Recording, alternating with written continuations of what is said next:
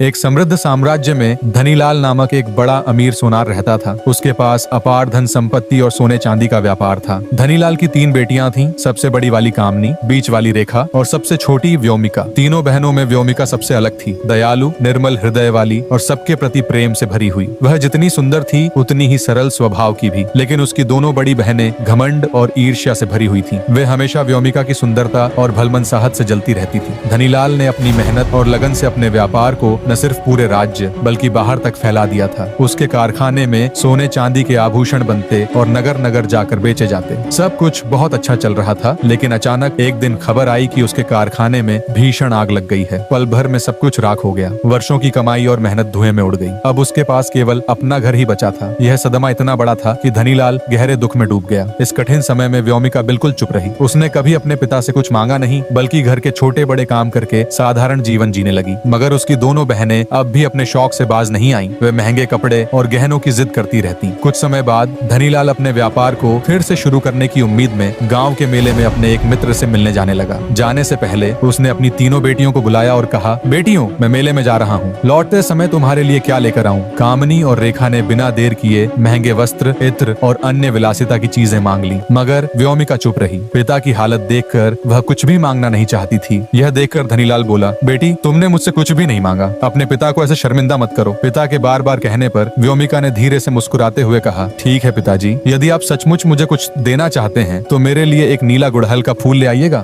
धनीलाल अपनी तीनों बेटियों की इच्छाएं सुनकर सफर पर निकल पड़ा। मेले पर पहुंचकर उसने अपने पुराने मित्र से कुछ पैसों की मदद मांगी ताकि वह अपना कारोबार फिर से शुरू कर सके, लेकिन मित्र ने साफ इनकार कर दिया, बल्कि सबके सामने उसका मजाक उड़ाया। इस अपमान से धनीलाल का मन बहुत दुखी और क्रोधित हो उठा। उसे यह सोचकर और भी पीड़ा हुई कि कठिन समय में उसका कोई भी परिचित उसके काम नहीं आया। फिर भी उसने अपनी बेटियों की इच्छाओं को पूरा करने की ठानी। उसने बड़ी दोनों बेटियों के लिए उनके मनपसंद उपहार तो खरीद लिए, लेकिन व्योमिका के लिए मांगा गया नीला गुड़हल का फूल कहीं भी न मिला। वह उस फूल की तलाश में मेले से आगे निकल गया और अनजाने में घने जंगल में प्रवेश कर गया। धीरे धीरे मौसम बिगड़ने लगा। काले बादलों के बीच तेज आंधी और तूफान चलने लगा। धनीलाल थोड़ा घबरा गया, क्योंकि अब वह अपने घर से बहुत दूर घने अंधेरे जंगल में आ चुका था। लेकिन अपनी सबसे छोटी बेटी से बेहद प्यार करने वाला धनीलाल उसे निराश नहीं करना चाहता था। उसने हिम्मत जुटाकर अपनी खोज जारी रखी। कुछ ही देर में मौसम और भी भयंकर हो गया। धनीलाल ने सोचा, अब मैं इस जंगल में कहाँ रुकूंगा और कहाँ जाऊंगा? तभी उसकी नजर दूर किसी जगह पर पड़ी। अंधेरे के बीच एक हल्की सी रोशनी चमक रही थी। वह तुरंत उस रोशनी की ओर बढ़ा। पास जाकर देखा तो जंगल के बीचों बीच एक भव्य महल खड़ा था। महल के कुछ ही दूरी पर एक साधारण सी झोपड़ी भी थी। धनीलाल पहले झोपड़ी की ओर गया। वहाँ एक ग्वाला आराम कर रहा था। धनीलाल ने उससे पूछा, भाई, यह घने जंगल के बीचों बीच इतना विशाल महल किसका है? क्या मैं आज रात के लिए उसमें ठहर सकता हूँ? ग्वाला उसकी बात सुनकर घबराकर बोला, नहीं, तुम उस महल में मत जाना। सदियों से कोई भी उसके भीतर नहीं गया, और जो गया वह कभी लौटकर वापस नहीं आया। धनीलाल ने मन ही मन सोचा, यह तो कोई पागल जान पड़ता है। इतने सुंदर महल में भला ऐसा क्या खतरा होगा? कोई तो अंदर रहता ही होगा। उसने ग्वाले से कहा, ठीक है, तुम सो जाओ, मैं अपनी राह देखता हूँ। इतना कहकर धनीलाल झोपड़ी से निकलकर सीधे महल के पास जा पहुंचा। वहाँ खड़े होकर वह ऊंची आवाज में पुकारने लगा, क्या यहाँ कोई है? क्या मैं आज रात के लिए अंदर ठहर सकता हूँ? काफी देर तक वह बार बार पुकारता रहा, लेकिन महल से कोई उत्तर नहीं आया। अंततः उसका सब्र टूट गया और वह महल के भीतर चला गया। अंदर जाते ही उसकी आंखें चमक उठी। वह बोला, इतना आलीशान महल तो मैंने आज तक नहीं देखा। महल भीतर से अत्यंत भव्य और आकर्षक था। एक बड़े से हाल में टेबल पर स्वादिष्ट भोजन की भरमार लगी थी। लंबा सफर तय करने के कारण धनीलाल बहुत भूखा था। उसने तुरंत बैठकर भरपेट खाना खाया। भूख मिटने के बाद उसके भीतर की जिज्ञासा जाग उठी और वह महल के अन्य हिस्सों में घूमने लगा। उसने देखा कि हर कमरा पहले से सजा हुआ था, बिस्तर तक बिछे हुए थे। यह देखकर उसने सोचा, आज रात यहीं विश्राम कर लेता हूँ, सुबह होते ही यहाँ से निकल जाऊंगा। तभी अचानक महल के भीतर एक गूंजती हुई डरावनी आवाज सुनाई दी, तुम्हें इस महल में तुम्हारी जरूरत की हर चीज मिलेगी, सो जाओ, सुबह तुम्हें वही उपहार मिलेगा जिसकी तुम्हें तलाश है। यह रहस्यमयी आवाज सुनकर धनीलाल कांप उठा, लेकिन यह सोचकर उसका मन शांत भी हुआ कि शायद उसकी प्रिय बेटी व्योमिका का मांगा हुआ उपहार यहीं मिल जाए। इसी आशा के साथ वह सो गया। अगली सुबह जब वह जागा तो उसने देखा कि उसके सामने नए वस्त्र रखे हुए थे और साथ ही वही जो नीला गुड़हल का फूल स्वतः भी रखा था। धनीलाल की आंखें खुशी से भर आईं। उसने सोचा, अब मेरी बेटी निराश नहीं होगी। उसने जल्दी से वस्त्र पहन लिए और फूल लेकर बाहर जाने ही वाला था कि अचानक महल का दरवाजा जोर से बंद हो गया। धनीलाल बुरी तरह घबरा गया। तभी वही भारी और भयावह आवाज फिर गूंजी, मैंने तुम्हारा काम पूरा किया, तुम्हें अच्छे वस्त्र दिए, भरपेट खाना दिया और वह उपहार भी दिया जो तुम्हारी पुत्री को चाहिए था, लेकिन अब जब मेरी बारी आई तो तुम मुझे बिना कुछ दिए ही जाने की सोच रहे हो। धनीलाल कांप उठा। तभी महल के भीतर से एक भयानक राक्षस प्रकट हुआ। उस दृश्य ने उसे ग्वाले की बातें याद दिला दी। राक्षस उसके करीब आकर बोला, मैंने तुम्हें वह नीला गुड़हल का फूल दिया है, इसके बदले तुम्हें 4 दिन बाद अपनी बेटी को इस महल में लाना होगा। अगर तुमने कोई चालाकी की तो उसका अंजाम बहुत भयानक होगा। अपनी जान बचाने के लिए धनीलाल ने डर के मारे हामी भर दी, लेकिन घर लौटते समय उसका मन भारी उदासी से भरा रहा। जब वह घर पहुंचा तो उसकी दोनों बड़ी बेटियां दौड़कर बोली, पिताजी आप हमारे लिए क्या लाए हैं? धनीलाल ने उन्हें उनके उपहार दे दिए, लेकिन व्योमिका चुप रही। उसने पिता से कुछ नहीं मांगा। तभी धनीलाल ने चेहरे पर मुस्कान लाकर कहा, बेटी व्योमिका देख, मैं तेरे लिए भी तेरा मनपसंद उपहार लाया हूँ। व्योमिका ने हंसते हुए उत्तर दिया, अरे पिताजी आप कैसी बातें कर रहे हैं? मैंने तो आपके जिद के कारण ऐसी चीज मांग ली थी जो इस दुनिया में मिलती ही नहीं, ताकि आपको परेशान न होना पड़े और आपके पैसे भी व्यर्थ न खर्च हो। पर तभी उसने पिता के चेहरे पर गहरी उदासी देखी और चिंतित होकर पूछा, पिताजी आप इतने दुखी क्यों लग रहे हैं? धनीलाल ने आह भरते हुए उसे पूरी घटना विस्तार से सुना दी और कहा, उस राक्षस ने 4 दिन बाद तुम्हें वहाँ बुलाया है। यह सुनकर व्योमिका शांत स्वर में बोली, कोई बात नहीं पिताजी, अगर मेरी वजह से आपकी जान बची है तो मैं जरूर उस राक्षस के पास जाऊंगी। 4 दिन बाद धनीलाल अपनी बेटी व्योमिका को लेकर उस राक्षस के महल की ओर चला। जैसे ही दोनों महल के भीतर पहुंचे, सब कुछ पहले की तरह सजा हुआ था। भोजन की मेज पर तरह तरह के लजीज पकवान रखे थे। कमरे और बिस्तर सुंदर ढंग से सजे हुए थे। तभी महल में वही गूंजती आवाज सुनाई दी, तुम 4 दिन तक अपनी पुत्री के साथ यहीं रहोगे ताकि उसे डर और अकेलेपन का एहसास न हो। धनीलाल 4 दिन तक अपनी बेटी के साथ महल में रहा। चौथे दिन जब विदा का समय आया तो भारी मन से उसने व्योमिका को वहीं छोड़ दिया और घर लौट आया। अब व्योमिका महल में बिल्कुल अकेली रह गई। राक्षस अभी तक उसके सामने नहीं आया था, लेकिन कुछ देर बाद उसने देखा कि एक कमरे से वही राक्षस बाहर आ रहा है। उसके भयानक चेहरे और विशाल शरीर को देखकर व्योमिका डर के मारे कांप उठी। पर आश्चर्य की बात यह थी कि राक्षस का व्यवहार उसके प्रति बहुत ही नम्र और दयालु था। वह उसे नए वस्त्र और गहने देता, स्वादिष्ट भोजन उपलब्ध कराता और किसी भी चीज की कमी महसूस नहीं होने देता। धीरे धीरे व्योमिका भी उससे घुलने मिलने लगी, क्योंकि महल में उसके सिवा कोई और नहीं था। एक दिन व्योमिका महल के बगीचे में बैठी थी, तभी वहाँ एक चिड़िया आकर चहचहाने लगी। उसी समय राक्षस भी वहाँ आया और बोला, क्या तुम्हें इस चिड़िया की आवाज सुनाई दे रही है? व्योमिका ने मुस्कुराकर कहा, हाँ मुझे उसके चहचहाने की आवाज आ रही है। राक्षस गंभीर स्वर में बोला, यह चिड़िया तुम्हारे लिए एक संदेश लाई है। तुम्हारी बड़ी बहन की शादी होने वाली है, क्या तुम वहाँ जाना चाहोगी? व्योमिका उत्साहित होकर बोली, हाँ मैं जरूर जाना चाहूंगी, लेकिन क्या तुम मुझे वहाँ जाने दोगे? राक्षस ने उसकी आंखों में झांकते हुए कहा, मैं तुम्हें जाने दूंगा, मगर मुझे मालूम है कि अगर तुम वहाँ गई तो शायद लौटकर वापस नहीं आओगी। व्योमिका ने जल्दी से कहा, नहीं नहीं ऐसी कोई बात नहीं है, मैं वचन देती हूँ कि मैं अवश्य लौटकर आऊंगी। यह सुनकर राक्षस ने उसे एक अंगूठी दी और कहा, यह अंगूठी तुम्हें तुम्हारा वचन याद दिलाएगी, लेकिन ध्यान रहे शादी खत्म होने के 3 दिन बाद एक सफेद घोड़ा तुम्हें लेने तुम्हारे घर आएगा। वह तुम्हारे दरवाजे पर 3 दस्तक देगा। पहली दस्तक पर तुम्हें तैयार हो जाना है, दूसरी पर अपने परिवार को छोड़कर बाहर आना है और तीसरी तथा आखिरी दस्तक पर घोड़े पर सवार हो जाना है। याद रखना, अगर तीसरी दस्तक तक तुम सवार न हुई तो घोड़ा तुम्हें वहीं छोड़कर वापस महल लौट जाएगा। यह सब सुनने के बाद व्योमिका ने सिर झुकाकर सहमति दी और अपने घर के लिए रवाना हो गई। घर पहुंचते ही उसने अपने पिता से मिलकर उन्हें प्रणाम किया। दोनों एक दूसरे को देख बेहद भावुक हुए और बहुत प्रसन्न भी हुए। घर में शादी का माहौल था, चारों तरफ रौनक और खुशी थी। उसकी बड़ी बहन का विवाह बड़े धूमधाम से संपन्न हुआ था। इसके बाद बड़ी बहन अपने ससुराल चली गई और अब घर में केवल धनीलाल, उसकी दूसरी बेटी और व्योमिका ही रह गए थे। 4 दिन बीतने के बाद वही सफेद घोड़ा व्योमिका को लेने आने वाला था, लेकिन राक्षस ने उसे इतने धन की व्यवस्था दी थी कि उसने अपने पिता को दे दिया। इस धन की मदद से धनीलाल और उसकी दूसरी पुत्री अपना शेष जीवन सुख शांति से व्यतीत कर सकते थे। यही कारण था कि धनीलाल और उसकी दूसरी बेटी नहीं चाहते थे कि व्योमिका वापस उस राक्षस के महल जाए। धनीलाल ने भावुक होकर व्योमिका से कहा, बेटी तुम इतने दिन हमसे दूर रही, मेरा मन तुम्हारे बिना इस घर में बिल्कुल भी नहीं लगता, तुम वापस मत जाओ। व्योमिका ने दृढ़ता से उत्तर दिया, नहीं पिताजी, मैंने राक्षस से वादा किया है, मैं उसके महल जरूर वापस जाऊंगी। धनीलाल ने आंसू पोंछते हुए कहा, मुझे माफ कर दो बेटी, मैं कितना स्वार्थी पिता हूँ। अपनी जान बचाने के चक्कर में मैंने तुम्हें उस राक्षस के चंगुल में फंसा दिया। व्योमिका ने पिता के आंसू देखकर हंसते हुए कहा, नहीं पिताजी, आपने कुछ गलत नहीं किया। वह राक्षस बिल्कुल भी बुरा नहीं है, वह मेरा बेहद ख्याल रखता है और मेरी हर जरूरत पूरी करता है। तभी व्योमिका को घोड़े के हिनहिनाने की आवाज सुनाई दी और दरवाजे पर जोरदार दस्तक हुई। उसे समझ में आ गया कि सफेद घोड़ा उसे वापस लेने आ गया है। पहली दस्तक पर उसने जल्दी से तैयार होना शुरू किया, दूसरी दस्तक पर उसने अपने पिता और बहन से अलविदा कहा और तीसरी तथा आखिरी दस्तक पर वह घोड़े पर सवार होकर महल की ओर रवाना हो गई। महल पहुंचते ही उसने देखा कि राक्षस उसका इंतजार कर रहा था। उसे देखकर राक्षस बेहद उत्साहित हो उठा। उसने कहा, मैंने तो सोचा था कि तुम कभी वापस नहीं आओगी, लेकिन तुमने अपना वचन निभाया। व्योमिका ने मुस्कुराकर उत्तर दिया, मैं आपकी आभारी हूँ कि आपने मुझे अपनी बहन की शादी में जाने दिया और इतना धन भी प्रदान किया। राक्षस यह सुनकर प्रसन्न हुआ। दरअसल वह व्योमिका को पसंद करने लगा था और अपने प्यार का इजहार करना चाहता था, पर अपने भयानक रूप को देखकर वह कभी यह बात उसके सामने नहीं रख पाया। एक दिन राक्षस ने हिम्मत जुटाकर व्योमिका से कहा, मैं तुम्हें बहुत पसंद करता हूँ, क्या तुम मुझसे विवाह करना चाहोगी? यह सुनकर व्योमिका चौंक गई। उसने शांत स्वर में उत्तर दिया, मैं अपने पिता से पूछे बिना इसका निर्णय नहीं ले सकती। राक्षस राक्षस को लगा कि व्योमिका उससे प्रेम नहीं करती और सिर्फ बहाना बना रही है। उसने उसके आगे कुछ कहने से पहले ही खुद कह दिया, कोई बात नहीं, मैं तुम्हारी परिस्थिति समझता हूँ। दिन बीतते गए, लेकिन फिर कभी उनके बीच इस विषय पर बात नहीं हुई। एक दिन व्योमिका बगीचे के किनारे तालाब के पास बैठी थी। उसका मन बेहद उदास था। तभी राक्षस वहाँ आया और बोला, तुम इतनी उदास क्यों हो? व्योमिका ने धीरे से कहा, मुझे अपने पिता की बहुत याद आ रही है। यह सुनकर राक्षस ने अपनी जादुई शक्ति से तालाब को एक चमकते आईने में बदल दिया। अब व्योमिका जब चाहे उसमें अपने पिता को देख सकती थी। कुछ समय बाद वही नीली चिड़िया फिर बगीचे में आई और चहचहाते हुए संदेश लाई, तुम्हारे पिता बहुत बीमार हैं और तुम्हें याद कर रहे हैं। व्योमिका यह सुनकर व्याकुल हो उठी। उसने राक्षस से अपने घर जाने की अनुमति मांगी। राक्षस इस बार हिचकिचा रहा था। उसके मन में चिंता थी, अगर वह वापस न लौटी तो। पहले तो उसने मना कर दिया, लेकिन व्योमिका के बार बार जिद करने पर उसने गहरी सांस लेकर कहा, ठीक है, तुम जा सकती हो, लेकिन याद रखना 4 दिन बाद सफेद घोड़ा तुम्हें लेने आएगा। अगर तुम न लौटी तो अनर्थ हो जाएगा। व्योमिका ने सिर हिलाकर वचन दिया और घोड़े पर बैठकर अपने घर के लिए रवाना हो गई। घर पहुंचकर उसने अपने बीमार पिता को गले लगाया और उनसे ढेर सारी बातें की। व्योमिका को अपने पास पाकर धनीलाल की तबीयत भी धीरे धीरे सुधरने लगी। बातों ही बातों में व्योमिका ने अपने पिता से कहा, पिताजी, वह राक्षस बहुत अच्छा है, वह मेरा बहुत ख्याल रखता है। कुछ दिन पहले उसने मुझसे विवाह के लिए भी पूछा था। मैंने उससे कहा कि मैं पहले अपने पिता से इस बारे में बात करूंगी। धनीलाल ने उसकी बात सुनकर गंभीर स्वर में कहा, हाँ बेटी, वह राक्षस न केवल तुम्हारा ख्याल रखता है बल्कि हमारी भी मदद करता है। तुम्हें बिना देर किए उससे विवाह कर लेना चाहिए। यह सुनकर व्योमिका का चेहरा खिल उठा। सच तो यह था कि अब वह भी उस राक्षस को चाहने लगी थी, लेकिन उसी समय उसकी बड़ी बहन कामनी अपने ससुराल से लौट आई। उसने रेखा के साथ मिलकर एक षड्यंत्र रचा। दोनों व्योमिका के आरामदायक जीवन से जलती थीं। उन्होंने उदास चेहरे बनाकर व्योमिका से कहा, बहन, तुम कुछ और दिन हमारे साथ यहीं रुक जाओ, तुम्हारे बिना घर सूना लगता है। बहनों का इतने वर्षों बाद दिखा यह प्यार देखकर व्योमिका का मन पिघल गया। उसने सोचा कि कुछ दिन बाद महल लौट जाएगी। उधर महल में राक्षस उसका इंतजार कर रहा था। उसके सब्र का बांध धीरे धीरे टूटने लगा था। 7वें दिन जब सफेद घोड़ा व्योमिका को लेने उसके घर पहुंचा और दरवाजे पर दस्तक दी तो बड़ी बहन बाहर आई और उसने घोड़े को भगा दिया। उधर व्योमिका अपने कक्ष में आराम कर रही थी। उसके मन में यही था कि वह घोड़े से विनती करेगी कि वह राक्षस को संदेश पहुंचा दे कि वह अपनी बहनों के साथ थोड़ा और समय बिताना चाहती है और घोड़ा उसे 4 दिन बाद लेने आए। लेकिन व्योमिका को यह पता ही न चला कि उसकी बड़ी बहन पहले ही घोड़े को भगा चुकी थी। 2 दिन और बीत गए। व्योमिका का मन घबराने लगा। राक्षस ने घोड़े को अभी तक क्यों नहीं भेजा? धीरे धीरे उनके घर की स्थिति भी बिगड़ने लगी। जो आरामदायक जीवन उसकी बहनें अब तक जी रही थीं, वह छिनने लगा। दरअसल उन्होंने एक दिन व्योमिका की वह जादुई अंगूठी उतार ली थी जो राक्षस ने उसे दी थी। अंगूठी के उतरते ही व्योमिका सब कुछ भूल गई, राक्षस, महल और वहाँ बिताए दिन। जब सब कुछ बिखरने लगा तब बड़ी बहन ने व्योमिका से कहा, बहन, क्या तुम्हें सफेद घोड़े के बारे में कुछ याद है? जैसे ही यह सुना, व्योमिका की यादें धीरे धीरे लौटने लगी। वह रोते हुए बोली, तुमने मेरे साथ ऐसा क्यों किया? मेरी अंगूठी कहाँ है? मुझे वह तुरंत दो। जैसे ही व्योमिका ने अंगूठी फिर से पहनी, उसके मन में राक्षस और महल की तस्वीरें लौट आईं। उसने मन ही मन राक्षस को पुकारा और पल भर में महल पहुंच गई।